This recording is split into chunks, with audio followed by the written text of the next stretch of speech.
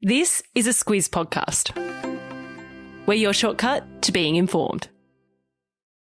Squiz Kids! It's your daily news fix. Fun, free, fresh.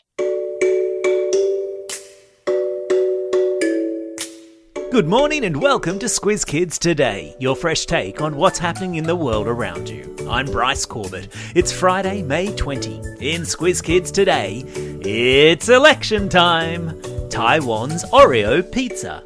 The alligator that went to school. And Tanya Plibersek says be nice to teachers. That's what's making news, kids style. The lowdown. For 6 long weeks, it's been dominating the headlines. You can't turn on a TV or radio or open a newspaper or news website without bumping into a politician or an annoying political ad. I'm talking about tomorrow's federal election, where everyone in Australia over the age of 18 troops off to a polling booth to vote for who they want to run the country. Opinion polls are suggesting it's going to be a tight race between the main contenders, Prime Minister Scott Morrison and Opposition Leader Anthony Albanese, one of whom will be Prime Minister for the next 3 years. If the vote count is really close, it could be days before there is a result. If one side convincingly beats the other, which in electoral terms is called a landslide, then we could have a new Prime Minister, or the same one reinstalled, by as early as tomorrow night. In the meantime, though, we've made elections easy to understand with our 4-part Civics series, produced in association with the Museum of Australian Democracy in Canberra. The final episode of the Sensational World of Civics is out now. The best one yet, in my humble opinion. An episode on how kids can get involved in the political process. Sure, you can't vote until you're 18, but there are plenty of things you can do in the meantime to make sure your voice is heard. Check out the entire series by searching whatever app you're listening on now or via our website squizkids.com.au. And for our Squiz Kids for Schools members, today's classroom companion activity sheets are all about how kids can get political. Meanwhile, take heart. There's only another 24 hours or so to go before the election campaign is all over. 24 hours until there are no more Clive Palmer ads on the telly, and only 24 more hours to have to listen to "There's a hole in your budget" over and over and over again. And breathe. Can't get enough of the federal election? Keen to know what the Labor opposition would do if they win tomorrow? Then wrap your ears around our special Squiz Kids Q&A with Shadow Education Minister Tanya Plibersek. The Shadow Minister kindly took time out of her super busy last-minute campaigning schedule to take the Squiz Kids hot seat in place of her party's leader Anthony Albanese, who finally wasn't able to join us. If her party, the Labor Party, win government tomorrow, Ms Plibersek will be the Education Minister, and so will have a massive influence over all of your lives. Find out what she thinks about bullying in politics, how teachers should be treated, and whether she ever got into trouble at school. It's all in the Q&A, which, if you're listening on an app, should run immediately after this episode, or otherwise it's available under the special section of our website, squizkids.com.au. You're welcome.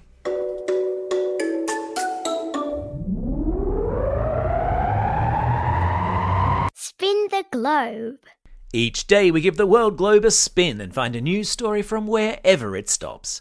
And today we've landed in Taiwan, where an Oreo pizza is the hot new trend in fast food. What's in the Oreo pizza, I hear you ask? Well, it's a cheesy pizza base, topped with Oreos, obviously, a sprinkling of popcorn fried chicken and, wait for it, salted deep-fried calamari rings. Ugh. Excuse me while I vomit a little bit in my mouth. Cleverly, the pizza is constructed so that the savoury bits, the chicken and the calamari, are positioned at the centre, or the pointy bit of the pizza slice, and the Oreo near the outer crust, so that you have an entire meal, dinner and dessert, in one single slice. Genius. I think I'll stick to Hawaiian, thanks. If you're up for a giggle, I've stuck a link in today's episode notes to photos of this particular crime against good taste. You're very welcome. Animal Kingdom. You've heard of the kids' picture book, The Tiger Who Came to Tea, right? Well, this news item is about the alligator who went to school. And so it's off to South Carolina in the United States we go, where police had to be called in this week to remove an alligator from a primary school. Alligators live in the wild in various parts of the United States, and it's common for them to leave the swamps and ponds and rivers that they normally live in to wander about neighbourhoods. So much so that police generally tell locals to either leave them alone or gently herd them back into the nearest pond. But when a 6-foot-long alligator sauntered into the playground of a Charleston primary school, well, they figured they had to act, and so the police captured the unwelcome visitor and relocated it to the nearest waterway. I wonder if it was there to brush up on its maths or its reading.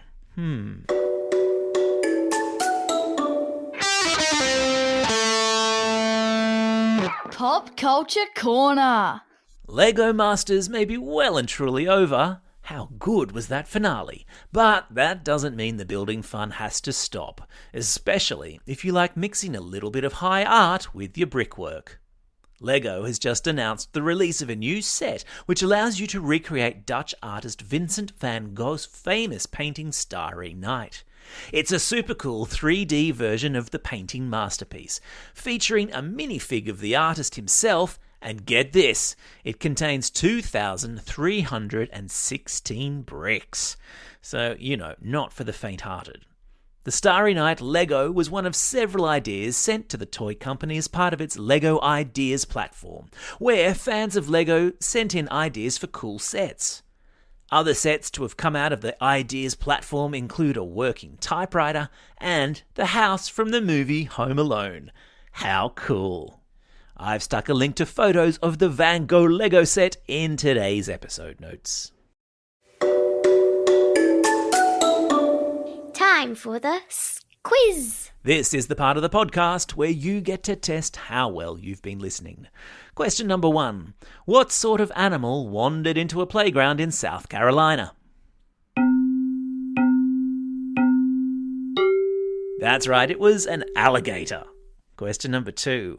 What's the name of the artist who painted The Starry Night? Yeah, you got it. It's Vincent van Gogh. Question number 3. Which country has released an Oreo pizza? Well done, it's Taiwan.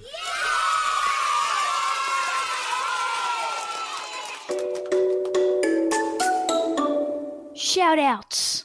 It's May 20. Today is National Walk Safely to School Day. And it's also World Bee Day. Here's hoping you saw some bees today while you were walking safely to school. It's also a Friday, and you know what that means. An extra long birthday shout-out segment, for which we'll crack out the old birthday reggae tune. Hit it! And it's a happy birthday today too. Oliver from Walpole, Zane from Haberfield, Tilly from Bathurst, Jethro from Shoalhaven Heads, Charlie from Moonee Ponds, Vida from Canberra, Parker from Exeter, Julian from Victoria, and Gus, who's listening all the way over there in Kuala Lumpur in Malaysia. Not forgetting, of course, all of those Squiz Kids celebrating a birthday this coming weekend. And there are a lot of you. Ollie from Corowa, Reese from Woongarra, Charlie from Mansfield, Zachary from Paddington, Oscar from Brookvale, Michaela from Berry, Dash from New Farm, Ariana from Adelaide, Alice from the Gold Coast, Amaya from Manly, Ava from Netley, Declan from Shoal Bay, Rilo from Castle Hill, Hattie from Box Hill, Parisa from Wahroonga, and Oliver from Malvern East. And a special birthday shout out to Miss Luongo from All Hallows Catholic Primary School in Five Dock. And belated birthday wishes, of course, go to Jaden from Abbotsford, Kakashi from Flagstaff Hill, Juan from Perth, Aston from Preston, and Leo from Northam. Whew! Don't forget, if you've got a birthday coming up and you want a shout out, or if you're after a classroom shout out, drop us a line at squizkids@thesquiz.com.au. Well, that's all we have time for. Thanks for listening to Squiz Kids today. We'll be back again on Monday. In the meantime, get out there and have a most excellent weekend. Over and out.